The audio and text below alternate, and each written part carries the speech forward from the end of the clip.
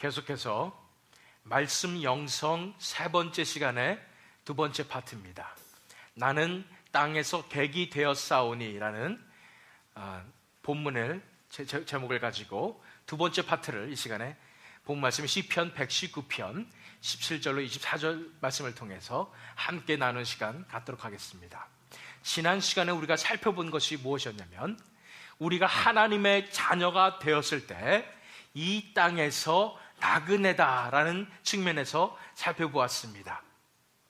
우리가 하나님의 자녀가 되었을 때는, 전에는 우리가 세상에 속한 사람이었지만 이제는 세상에 속한 사람이 아니라 하나님께 속한 사람이 되었기 때문에 이 땅에서 나그네가 되었다라는 측면을 살펴봤어요. 그래서 첫 번째로 살펴본 것이 나그네로서의 삶의 비결이 필요하다는 것입니다. 왜냐하면 우리가 나그네로서 살기 때문에 이 세상이 우리를 싫어하고 우리를 견제하고 우리를 심지어는 예수님께서 말씀하신 대로 미워하기 때문에 이 땅에서 크리스천으로 살아가기 위해서는 우리가 하나님의 은혜가 임해야 된다는 사실에 대해서 살펴보았습니다. 하나님의 은혜가 임해야 이 땅에서 우리가 크리스천으로서 하나님의 생명 가운데 살아갈 수 있는 것입니다. 그래서 하나님의 은혜가 임하기를 간절히 구해야 하는데 어떻게 구할 수 있느냐, 두 가지에 대해서 살펴보았었죠.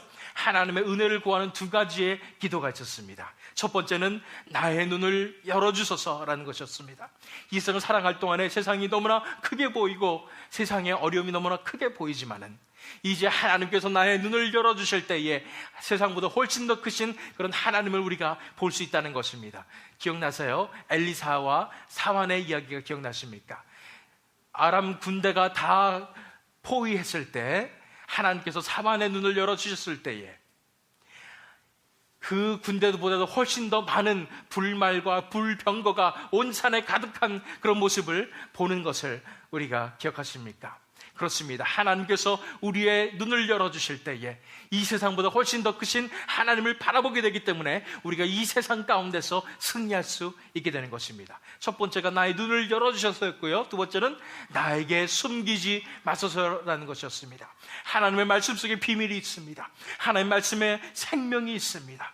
그 생명을 나에게 숨기지 말아 주십시오라는 그런 기도를 우리가 간절히 기도드려야 된다고 배웠습니다. 마지막으로 우리가 바라본 것은 이제 이 세상을 나그네로서 살아갈 때 우리가 영혼이 부서질 정도로 하나님의 말씀만을 사모해야 된다고 살펴보았습니다. 우리가 heartbroken이라고 얘기했죠.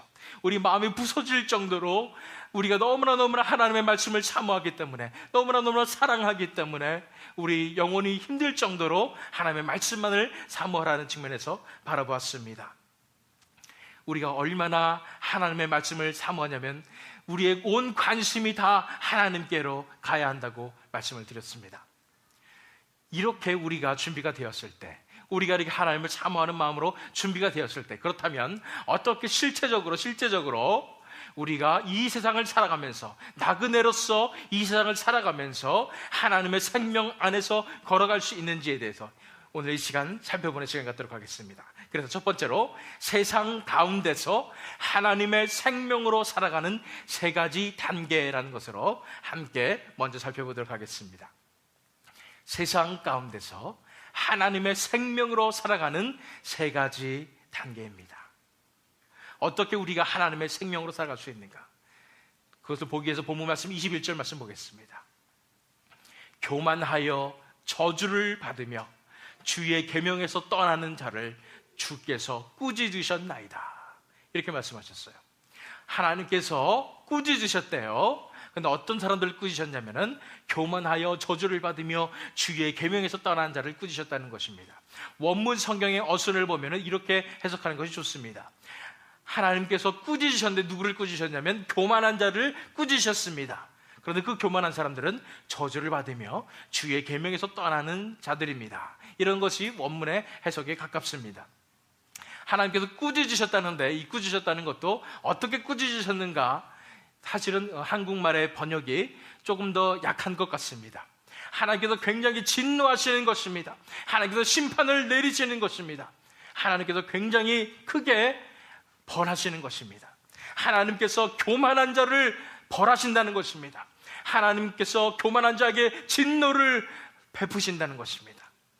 그런데 그 교만한 사람은 어떤 사람이냐면 저주를 받으며 주의 계명에서 떠나는 자라는 것입니다. 이것을 다 유추해서 봤을 때 교만한 자는 어떤 자를 얘기합니까? 이 세상의 방식대로 살아가는 사람들입니다. 교만한 자는 어떤 자를 말합니까?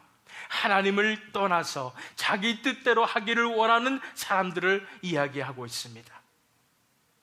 내 마음대로 살겠다는 거예요. 그것이 바로 교만입니다. 그럴 때 저주를 받으며 주의 계명에서 떠나가게 되었다는 것입니다. 우리가 첫 번째로 알아야 될 사실은 이것입니다. 세상의 방법은 하나님의 저주 아래 있음을 인식하십시오라는 것입니다.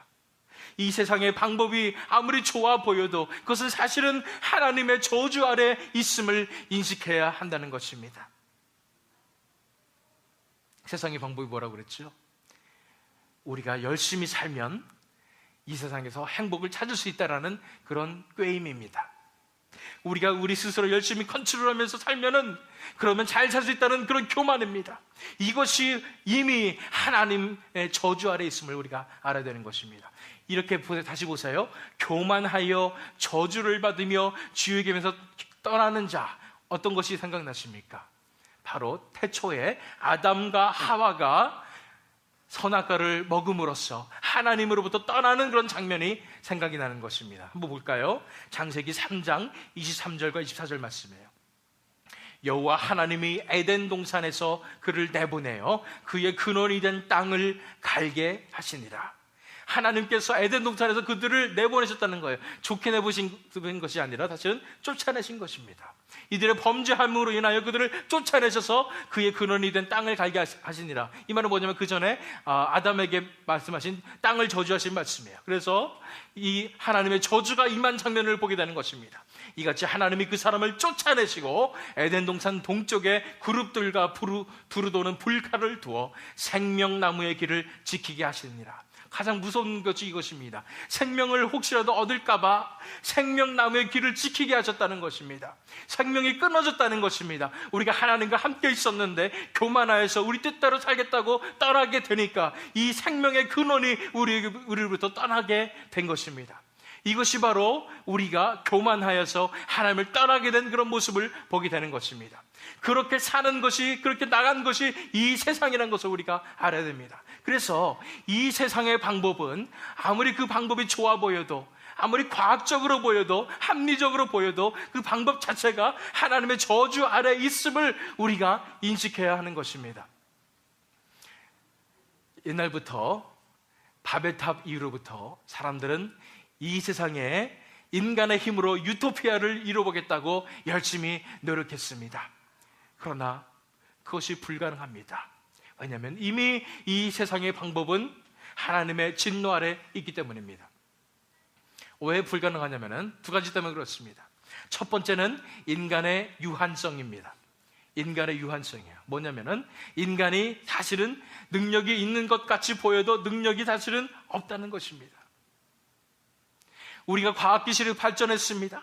우리가 세상이 점점 과학기술 발전해가지고 우리가 뭔가 유토피아가 이루어질 것 같았어요. 그런데 아직도 자연재해 앞에서는 꼼짝 못하는 우리 인간의 나약함을 바라보시기 바랍니다. 제가 지난 주일부터 해서 굉장히 몸이 아팠었습니다. 저는 힘이 센 사람이라고 생각하고 있었는데 알아두니까 제가 제 몸 한 몸을 일으킬 수도 없을 정도로 연약한 사람임을 알았습니다. 제가 강하다고 생각했었는데 하나님께서 조금만 제 몸을 치시면 저는 어떻게 할 수 없는 사람이라는 것을 제가 깨달았습니다. 지난주에 어장님께서 전복 따러 가셨다가 큰일 날 뻔하셨다고 그 토요일 밤에 저한테 말씀하시기를 하늘나라 갈 뻔했습니다 이렇게 얘기하시더라고요. 저는 정말 깜짝 놀랐는데, 그러면서 제가 느끼는 것은 저렇게 건강하신 분이, 힘세신 분이, 무술이 도안 몇 단이세요? 20 몇 단, 30 몇 단 하시는 분이 그냥 아무렇지도 않게 하늘나라 갈 수 있다는 사실을 보게 되는 거 보면서 제가 깜짝 놀라면서 우리 인생이 정말로 힘이 없구나 라는 생각을 했습니다. 생각해 보세요. 사실은요, 우리가 힘이 있어서 우리의 목숨을 지키고 있는 것이 아니라는 것을 알아야 합니다. 지금 우리가 이렇게 살아있는 것은 하나님께서 우리에게 축복을 베풀어 주셨고 우리를 붙잡아 주셨기 때문에 살아있을 수 있다는 사실을 우리가 깨달아야 하는 것입니다. 그런데 우리는 뭔가 자신감 있게 살아가고 있습니다. 우리 힘으로 뭔가 할 수 있다고 생각합니다. 우리 힘으로 우리 자신의 목숨조차도 부지 못하는 것이 인생임을 알아야 합니다. 요새 젊은 사람들이 하는 말에 근자감이란 말이 있습니다. 근거 없는 자신감이란 뜻이에요. 우리가 어떻게 무슨 근거로 이렇게 자신감 있게 살아가고 있는지 모르겠습니다. 우리 인간은 유한한 존재입니다. 그래서 안 돼요. 아무리 우리 힘으로 하려고 해도 인간의 힘으로 아름다운 세상을 만들 수 없을 뿐 아니라 그 행복조차도 우리가 이룰 수가 없음을 알아야 합니다. 두 번째는 뭐냐면 인간의 죄성입니다. 죄성 때문에 그래요. 우리 마음속에 죄성이 다 들어있어요. 죄성이 뭐예요? 우리 스스로를 위하는 마음입니다. 이기심입니다. 우리를 높이려고 하는 마음입니다. 이런 마음들이 다 들어있기 때문에 인간들이 아무리 과학기술을 발전하고 그래서 이 세상에 유토피아가 오겠구나 했는데 생긴 건 뭡니까? 핵폭탄이에요. 북한도 지금 핵폭탄을 만들어서 전 세계를 위협하고 있지 않습니까? 유토피아가 이루어지는 것이 아닙니다. 전쟁이 일어나고 있어요. 그 과학기술을 이용해서 그렇게 되고 있습니다. 우리 속에 죄성이 있어서 그렇습니다. 세상에 평화가 있으면 좋겠습니다. 아무리 기도해봤자 지금 세상에는 전쟁이 일어나고 있습니다. 지금 1차 대전, 2차 대전을 통해서 사람들이 윤리가 다 무너진 것을 보게 되는 것입니다. 우리가 좀 풍요하면 괜찮을까? 경제도 무너지고 있습니다. 이런 것을 보세요. 우리 힘으로 할 수 있는 것이 없는 것입니다. 인간의 유한성을 보시고 인간의 죄성을 보시기 바랍니다. 세상은 그럼에도 불구하고 우리를 속이고 있습니다. 세상이 말하는 그 길로 가면 우리가 행복을 찾을 수 있을 것처럼 얘기합니다. 그러나 그렇지 않습니다. 그 속에 행복은 없습니다. 세상의 방법은 왜냐하면 이미 하나님의 저주 아래에 있기 때문입니다. 하나님을 떠났기 때문입니다. 하나님 안에서만 우리가 진정한 행복이 있을 수가 있는데 하나님을 떠났기 때문에 이런 것을 우리가 알아야 됩니다.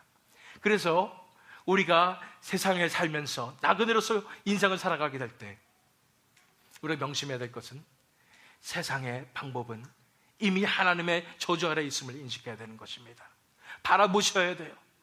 이것이 정말로 맞는 길인가 아닌 길인가 바라보셔야 돼요. 세상의 길에 유혹이 있을 수 있습니다. 이것만 하면 뭔가 될 것 같아요. 그러나 그 순간에 기억하십시오. 세상의 방법은 이미 하나님의 저주 아래 있음을 기억해야 하는 것입니다. 우리가 이것을 어떻게 알 수 있습니까? 약간 떨어져 보면 알 수 있습니다. 제가 말씀드렸잖아요. 그 가운데 파묻혀 있을 때는, 세상의 현실 가운데 파묻혀 있을 때는 세상이 지금 돌아가는 것이 정말로 이게 맞는 것 같아요. 뭔가 우리에게 뭔가를 줄 수 있을 것 같아요. 그런데 우리가 떨어져 나와서 세상을 바라보면 알 수가 있습니다. 아, 그것이 아니었구나. 하나님의 길만이 맞는 길이었구나. 이것을 알게 되는 것입니다. 그래서 우리가 어떻게 해야 돼요? 하나님과의 그 관계 속으로 들어가야 되는 것입니다. 우리가 하나님과의 관계 속에 들어가 있을 때에 그제서야 우리가 깨닫게 되는 것입니다. 아, 세상의 방법이 유치하였었구나. 그것이 정말로 대단한 석학인 것 같고 정말로 엄청난 지혜인 것 같았지만은 사실은 아니었구나라는 것을 깨닫게 되면서 우리가 세상의 방법에 우리 자신을 맡기는 것이 아니라 우리는 세상에서 구별된 하나님의 백성이라고 선포하면서 하나님의 길을 따를 수 있게 되는 것입니다. 첫 번째가 바로 세상의 방법은 하나님의 저주 아래 있음을 인식해야 한다는 것이었습니다. 두 번째를 보기 위해서 22절 말씀 보시기 바랍니다. 내가 주의 증거를 지켜 싸우니 회방과 멸치를 내게서 떠나게 하소서. 회방과 멸치를 내게서 떠나게 하소서 그랬습니다. 회방이란 말은 원어 성경에 봤을 때는 좀 회방하는 정도가 아니라 굉장히 경멸하는 것을 얘기하는 것입니다. 굉장히 나쁘게 얘기하는 것을 얘기하는 것입니다. 멸시는 영어로 contempt, 다시 말해서 비웃음을 얘기하는 것입니다. 이런 것이 어디로서부터 오는 것일까요? 그 다음 절 말씀 보시면 알 수 있습니다. 23절 말씀 보시면 방백들도 앉아 나를 회방하였사오나. 방백들은 누구냐면 고관들을 얘기합니다. 다시 말해서 이 세상을 다스리는 리더들을 얘기하는 것입니다. 이 세상에 있는 리더들이, 주관자들이 나를 회방하였다는 것입니다. 다시 말해서 이것은 세상으로부터 오는 이런 회방을 얘기하는 것입니다. 방백들도 앉아서 나를 회방하였으나 그랬지만 원어 성경에는 방백들도 앉아서 나에 대해서 안 좋게 얘기했습니다. 이런 것 뜻으로 보면 되겠습니다. 두 번째는 뭐냐면은 세상이 주는 핍박과 회방과 멸시를 각오하십시오라는 것입니다. 세상이 주는 핍박과 회방과 멸시를 각오해야 한다는 것입니다. 세상이 우리를 미워하게 돼 있다고 우리는 배웠습니다. 우리는 이 세상 사람이 아닌 나그네이기 때문입니다. 그렇기 때문에 우리가 세상이 주는 이런 핍박과 회방과 멸시를 각오해야 된다는 것입니다. 우리가 처음 예수님을 믿을 때에, 처음 크리스찬이 되었을 때 가장 힘든 것이 무엇이냐면 세상으로부터 우리가 혹시 따돌림 당하지 않을까라는 걱정입니다. 우리가 세상으로부터 우리가 놀림 당하지 않을까라는 그런 걱정입니다. 왜 그런 걱정부터 드냐면 우리 속에 지금까지 예수님 만나기 전까지 살아온 모든 인생이 사실은요 사람들의 인정을 받기 위해서 열심히 살았기 때문입니다.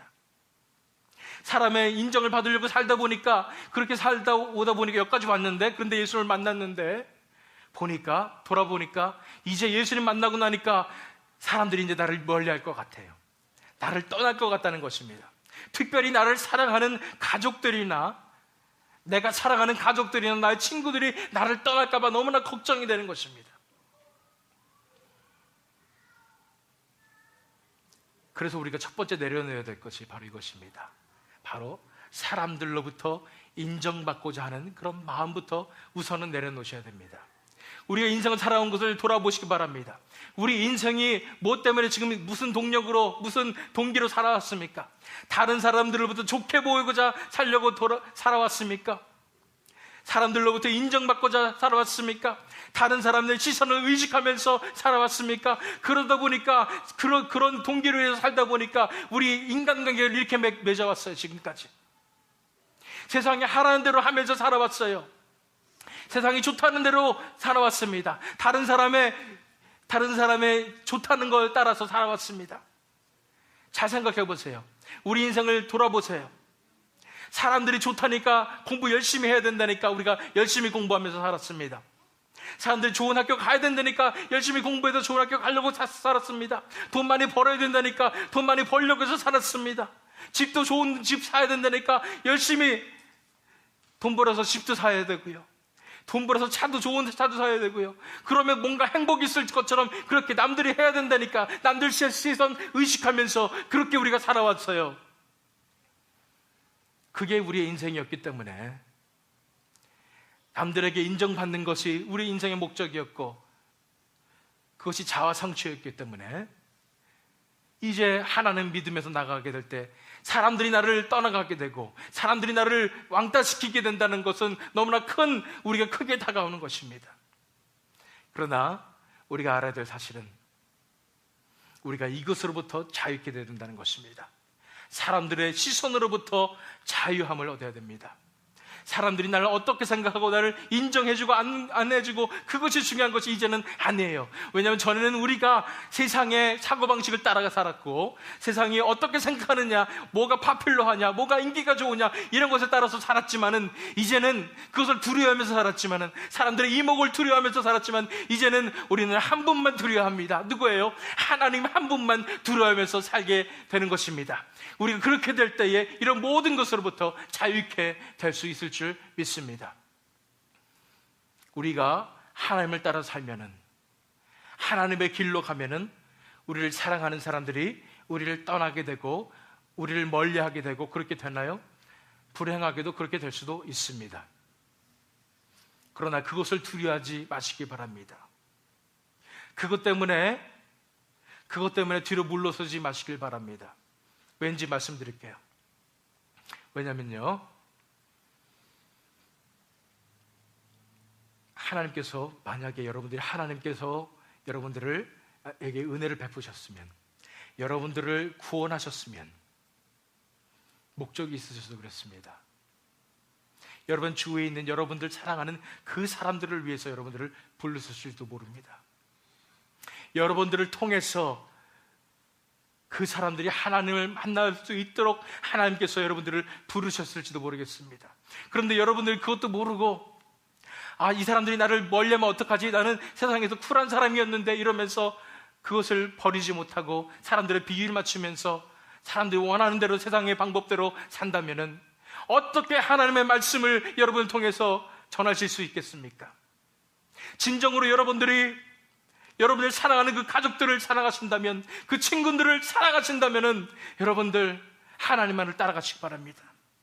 그게 유일한 방법이에요. 그들이 하나님을 만날 수 있는 유일한 방법임을 알아야 됩니다. 그냥 말로 해서 되는 것도 아니고 어디서 훌륭한 설교자 말씀을 들어서 되는 것이 아니라 바로 여러분들의 삶을 통해서 하나님께서 나타나실 때에, 여러분의 삶을 하나님께서 주관하실 때에 그 하나님의 영광을 여러분 주위 사람들이 보게 되는 것입니다. 그것이 유일한 찬스임을 아셔야 돼요. 사랑하는 사람들을 위해서 부디 내려놓으시기 바랍니다.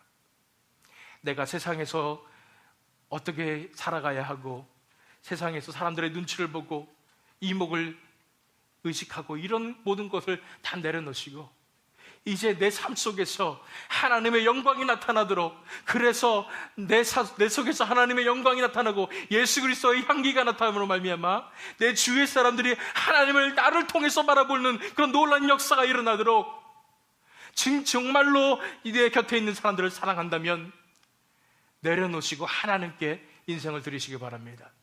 하나님의 생명으로 나오시기 바랍니다. 하나님의 생명으로 나오게 될 때 하나님께서 우리 삶을 주관하심으로 우리 삶을 통해서 우리 주위에 있는 사람들을 구원하실 줄 믿습니다. 그래서 우리가 세상이 주는 핍박과 해방과 멸시를 각오하고 믿음의 발걸음을 내딛는 것입니다. 이제는 더 이상 세상의 눈치 보지 않겠습니다. 이제는 세상을 따라가지 않겠습니다. 오직 하나님 한 분만 따라가겠습니다. 하나님 내 속에 임재하여 주셔서 나를 통해서 내 사랑하는 가족들과 친구들을 구원하여 주시옵소서. 이렇게 기도해야 되는 것입니다. 사도 바울도 그러했습니다. 갈라디아서 1장 10절 말씀이에요. 이제 내가 사람들에게 좋게 하랴, 하나님께 좋게 하랴, 사람들에게 기쁨을 구하랴. 내가 지금까지 사람들의 기쁨을 구하였다면 그리스도의 종이 아니니라. 이게 사도 바울의 고백이었습니다. 내가 사람들을 기쁘게 하랴, 하나님을 기쁘게 하랴, 내가 사람들을 두려워하랴, 아니면 하나님을 두려워하랴. 우리가 하나님만을 기쁘게 하고 하나님만을 두려워하는 그 삶을 살을 때에 이 속에서 우리의 삶을 통해서 하나님께서 역사하심으로 우리 주변 사람들이 정말로 하나님 만나게 될 줄 믿습니다. 우리가 만난 그 하나님 믿으십니까? 너무나도 이것은 세상 어느 것과도 바꿀 수 없는 귀중한 선물입니다. 내 인생에 일어난 일 중에 가장 큰 일입니다. 이 일이 다른 사람에게 일어날 수 있다는 게 그것이 가장 큰 선물 아니겠습니까? 그것을 위해서 내 인생을 드리는 저와 여러분이 되시기를 예수 그리스도 이름으로 축원합니다. 두 번째가 세상이 주는 핍박과 회방과 멸시를 각오하십시오라는 것이었습니다. 마지막 세 번째 단계를 위해서 22절 말씀을 보시기 바랍니다. 회방과 멸시를 내게서 떠나게 하소서 그랬습니다. 그랬는데 조건처럼 얘기하고 있어요. 내가 주의 증거를 지켰사오니 회방과 멸시를 내게서 떠나게 하소서. 이런 세상의 회방과 핍박과 멸시에 대해서 대책이 있다는 거예요. 그 대책이 뭐냐면 내가 주의 증거를 지켰사오니, 하나님의 말씀을 지켰사오니라는 것입니다. 하나님의 말씀을 지켰다는 거예요. 23절 말씀도 똑같아요. 방백들도 앉아 나를 회방하여 싸우나 주의 종은 주의 율례를 묵상하였나이다. 나는 하나님의 말씀을 묵상하였다는 것입니다. 그렇습니다. 이제 우리에게 필요한 결론은 이것입니다. 세상보다 훨씬 더 크신 하나님의 말씀 안에 거하십시오라는 것입니다. 세상보다 훨씬 더 크신 하나님의 말씀 안에 거해야 한다는 것입니다. 우리가 세상이 주는 핍박과 회방과 멸시를 어떻게 이겨낼 수 있어요? 바로 우리가 하나님의 말씀 안에 거할 때 우리가 이겨낼 수 있다는 것입니다. 왜냐하면 하나님의 말씀이 세상보다 훨씬 더 크니까요. 우리가 세상 가운데 파묻혀 있을 때는 세상이 더 커 보입니다. 세상 미디어가 더 커 보입니다. 세상의 사고방식이 더 커 보입니다. 현실이 더 커 보입니다. 그 가운데서 우리가 overwhelmed 해가지고 꼼짝하지 못하는 것입니다. 바라보시기 바랍니다. 여러분 믿으십니까? 세상이 더 크게 보이십니까? 아니면 하나님께서 더 커 보이십니까? 세상의 크기가 더 커 보입니까? 아니면 하나님의 말씀이 더 커 보입니까? 믿으셔야 합니다.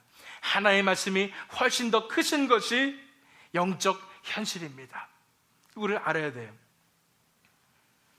사실 우리가 조금만 생각해보다 알 수 있습니다. 우리 인간 과학기술이 아무리 발전했다고 해도 아직도 자연재해를 막을 수는 없습니다. 지진 한번 일어나고 해일 한번 일어나면 끝이에요. 누가 더 크십니까? 하나님은 우주보다 더 크신 분이십니다. 세상에서 일어나는 문제가 아무리 크더라도 하나님께서는 훨씬 더 크신 분이심을 아셔야 됩니다. 우리가 과학기술을 발전해서 우리가 알 수 있는 것은 무엇이에요? 이 세상에 법칙이 있구나. 그 법칙 조금씩 우리가 알아가는 거예요. 누가 세트해 놓으셨어요? 하나님께서 해놓으셨어요. 하나님께서 이 세상을 다스리는 그 법칙을 우리가 조금씩 알게 되는 것이 과학이라는 거예요. 그런데 그 과학도 아주 조금밖에 안 됩니다. 이 우주의 크기에 비하면 아무것도 아니라는 것이에요. 그것이 하나님과 인간의 차이임을 우리는 알아야 합니다. 고린도전서 1장 25절 말씀 읽겠습니다. 하나님의 어리석음이 사람보다 지혜롭고 하나님의 약하심이 사람보다 강하니라. 믿으십니까? 하나님은 온 우주를 창조하신 분일 뿐 아니라 이 세상을 다스리시는 분이에요. 그분의 어리석음이 사람보다 지혜로워요. 아무리 세상의 방식들이 나는 정말 지혜롭다 얘기하지만 하나님 앞에서는 너무나 보잘것없는 것이 있다는 것입니다. 하나님의 약하심이 사람보다 강한 거예요. 사람의 강함보다 강한 거예요. 이사야서 55장 8절에서 9절 말씀 보세요. 이는 내 생각이 너희의 생각과 다르며 내 길은 너희의 길과 다름이니라. 여호와의 말씀이니라. 이는 하늘이 땅보다 높음같이 내 길은 너희의 길보다 높으며 내 생각은 너희의 생각보다 높음이니라. 사실은요, 객관적으로 생각해 보게 될 때 놀라운 일이에요. 그 엄청난 그 하나님과 내 자신을 어떻게 비교할 수가 있겠어요? 그 엄청난 하나님과 인간의 지성을 어떻게 비교할 수 있겠어요? 그런데 이 세상은 인간의 지성으로 똘똘 뭉쳐서 우리가 과학기술 발전으로 우리가 뭔가 할 수 있습니다 이렇게 했는데 거기에다가 우리가 이러한 근거 없는 자신감을 가지고 있다면 얼마나 우스운 일이겠습니까? 눈을 열어보세요. 이 세상을 다스리시는 그 하나님을 바라보세요. 그 하나님께 우리가 자신감을 가져야지 어떻게 인간들에게 어떻게 우리가 이 세상에 자신감을 가질 수가 있냐는 말입니까? 세상보다 훨씬 더 크신 하나님의 말씀 안에 거하는 것만이 우리가 나그네로서 이 세상을 살아갈 때 우리가 하나님의 생명 안에서 거둘 수 있는 그런 비결인 것임을 알아야 됩니다. 객관적으로는 알겠다는 얘기예요. 우리는 크리스찬들이니까 하나님이 크신 분이심을 알잖아요. 또 광대하신 거 이거 다 아는데 그래도 그렇게 확실히 내 인생을 다 드릴 그런 믿음이 안 생긴다는 것입니다. 그렇기에 간구하시기 바랍니다. 하나님 이것이 실제로 다가오게 해주시옵소서.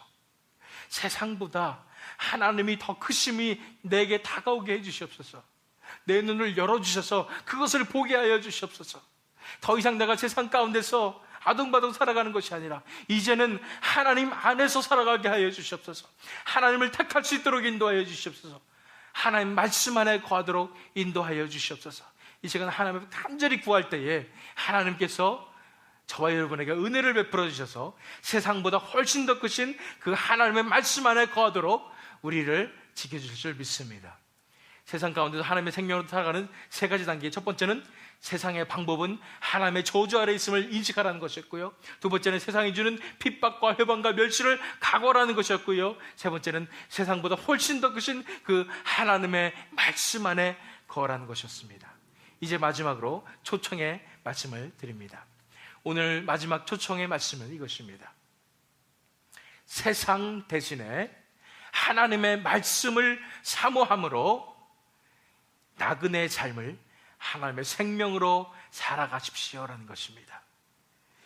이 세상 대신에 하나님의 말씀을 사모함으로 나그네의 삶을 하나님의 생명으로 살아가는 것입니다.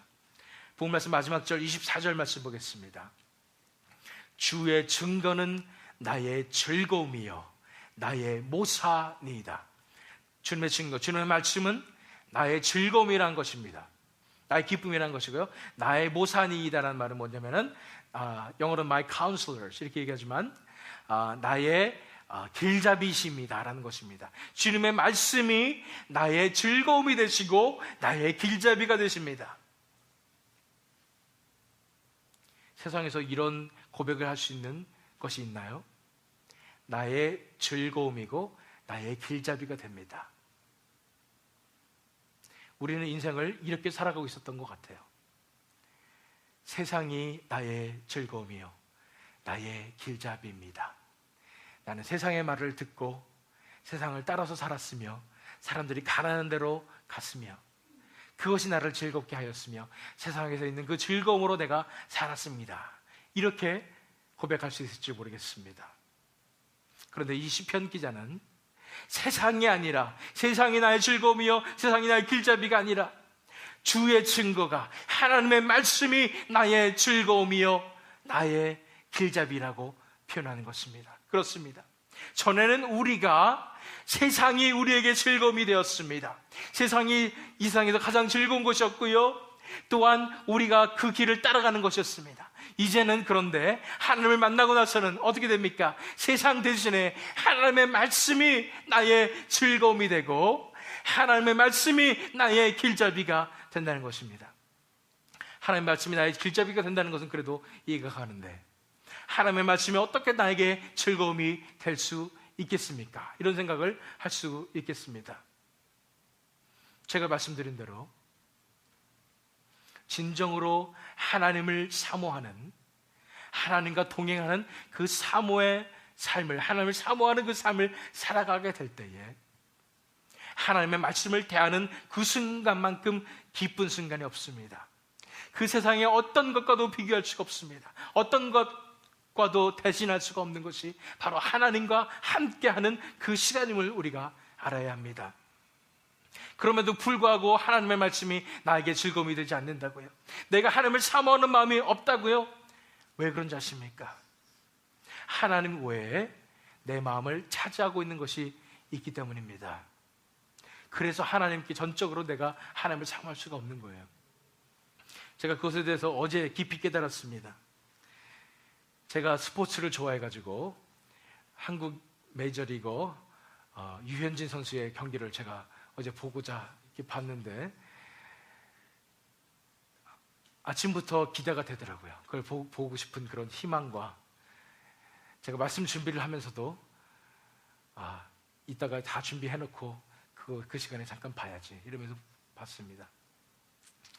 이겼어요. 기분도 좋고 뭐 잘했기 때문에 마음도 들뜨고 그랬는데, 그 다음에 이제 다시 하나님 앞에 돌아가려고 그랬는데 너무나 힘든 것입니다.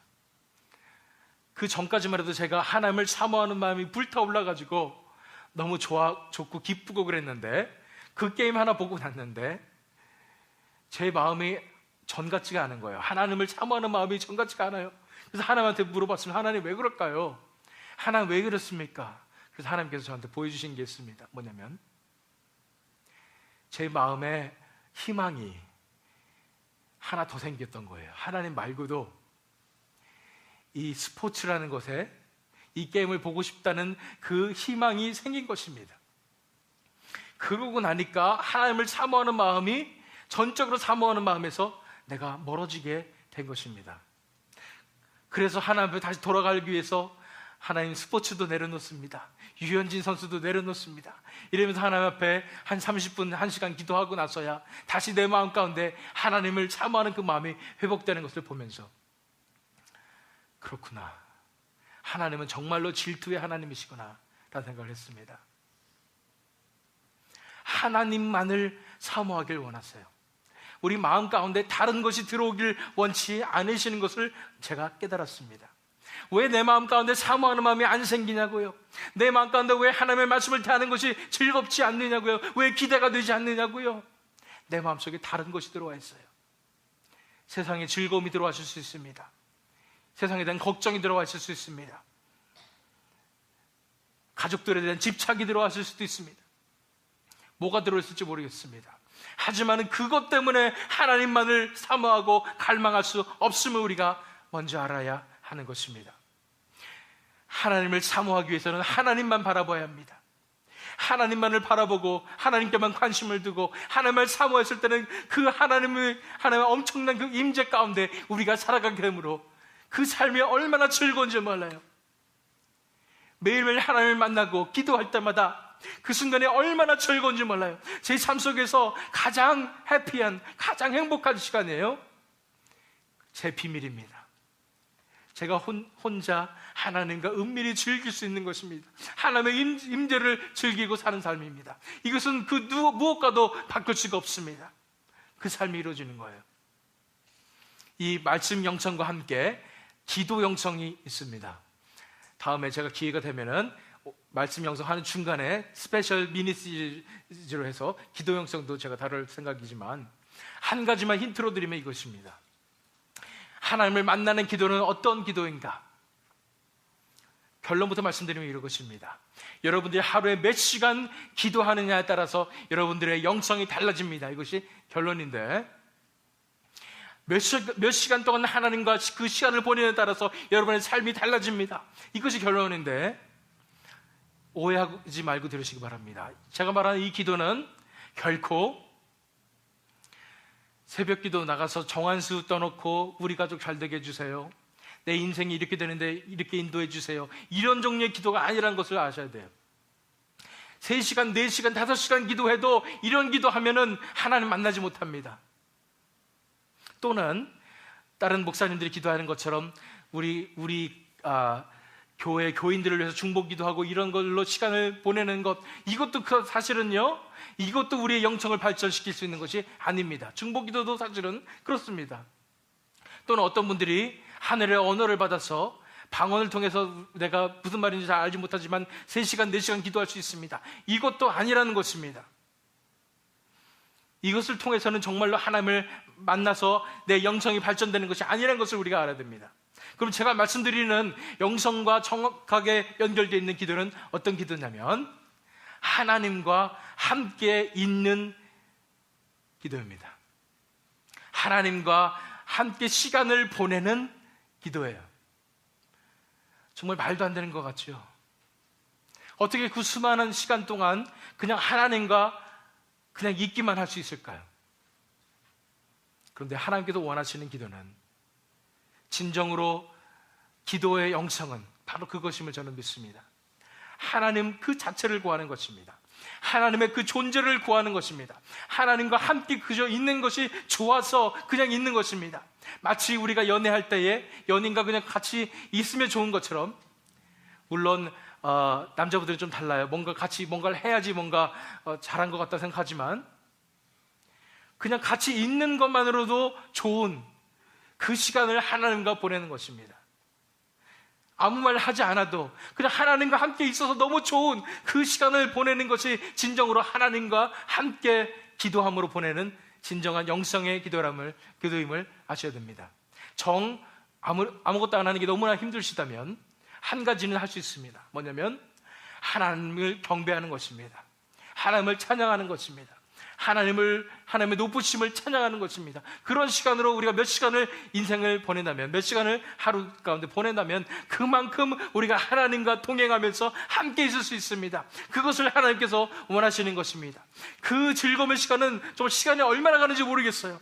그 가운데 하나님과 함께 있는 것입니다. 그래서 그냥 하나님의 마음을 알겠는 거예요. 내가 굳이 얘기하지 않아도, 하나님께서 굳이 음성으로 내가 말씀하지 않아도 하나님과 함께 내가 있는 그 순간, 그것을 사모하는 그런 마음으로 우리가 기도할 때 진정으로 우리가 기도의 영성으로 들어갈 수 있습니다. 즐거운 하나님과의 교제 시간을 가질 수 있어요. 먼저 말씀 영성이에요. 먼저 말씀을 통해서 하나님의 생명 우리가 만나게 되고, 그 만난 하나님의 생명 가운데 우리가 그냥 함께 있는 것, 하나님과 함께 시간을 보내는 것, 하나님의 그 존재만 구하는 것, 이런 시간들을 보내게 될 때 우리 삶 속이 너무나 즐겁습니다. 하나님과의 은밀한 데이트 속에서 너무나 즐거운 시간들을 보내게 되는 것입니다. 물론 그 뒤에 하나님께서 우리에게 말씀하실 것도 있고, 그 다음에 우리에게 지키실 일도 분명히 있을 것입니다. 그러나 모든 것보다 먼저 하나님을 그냥 만나고 그냥 하나님과 함께 있는 이 시간을 보냈을 때 우리가 정말로 기도의 즐거움을 알게 될 줄 저는 믿습니다. 세상 대신에 하나님의 말씀을 사모함으로 나그네 삶을 하나님의 생명으로 살아가다는 거예요. 이 시간이 얼마나 좋으면은 시편 기자는 이렇게 표현했습니다. 시편 119편 103절에서 105절 말씀이에요. 주의 말씀의 맛이 내게 어찌 그리 단지요 내 입에 꿀보다 더하니이다. 주의 법도로 인하여 내가 명철케 되었으므로 모든 거짓 행위를 미워하나이다. 주의 말씀은 내 발의 등이요 내 길의 빛이니이다. 실감이 나십니까? 주의 말씀의 맛이 내게 어찌 그리 단지요 내 입에 꿀보다 더하니이다. 이러한 느낌을 가져보신 적이 있다면 여러분들은 정말 하나님 앞에서 가까우신 분이십니다. 하나님과 함께하는 시간, 하나님의 말씀으로 하나님을 만나는 그 시간에 얼마나 내게 단지 모르겠습니다. 내 입에 꿀보다 더 답니다. 이런 고백이 나오실 때에 여러분들은 하나님과 함께하는 그 시간을 아시는 분들이라고 저는 믿습니다. 내 입에 꿀보다 더하니이다. 그 말은 뭐예요? 제가 먹는 것보다 더 하나님과 함께 있는 것을 좋아합니다라는 것 아니겠습니까? 먹는 것 얘기하니까 제 아들 이한이가 생각납니다. 제 아들 이한이는 정말로 먹는 것을 좋아합니다. 그리고 잘 먹습니다. 가끔 저와 먹는 것 얘기합니다. 누가 더 많이 먹나? 그래도 제가 질 정도로 제 아들은 얼마나 먹는 걸 좋아하고 잘 먹는지 모르겠습니다. 그런데 제 아들 이한이가 그 좋은 먹는 것을 절제하는 사건이 일어났습니다. 왜 그랬냐면은 제가 우리 아들 이한이한테 이런 얘기를 했기 때문입니다. 애들이 그 포고 스틱이라고 스카이 콩콩 비슷한 거 있습니다. 콩콩 뛰는 거 있잖아요. 그것을 사달라고 그래서 그걸 사긴 사야 되는데 너는 너무나 지금 몸무게가 많이 나가서 그거 타면 그게 땅이 무너질 것 같고 그 기계가 부서질 것 같으니까 좀 네가 다이어트를 해야 되겠다. 농담으로 이렇게 얘기했는데 굉장히 시리어스하게 받아들이더라고요. 그 다음부터는 먹을 것을 절제하는 것입니다. 그러면서 자기를 절제하면서 나는 꼭 포고스틱을 타야 돼 이러면서 기대하는 모습을 보면서 이쯤 되면 정말 내 입에 꿀보다 더한 포고스틱이 나이다 이런 고백같이 느껴진 것입니다.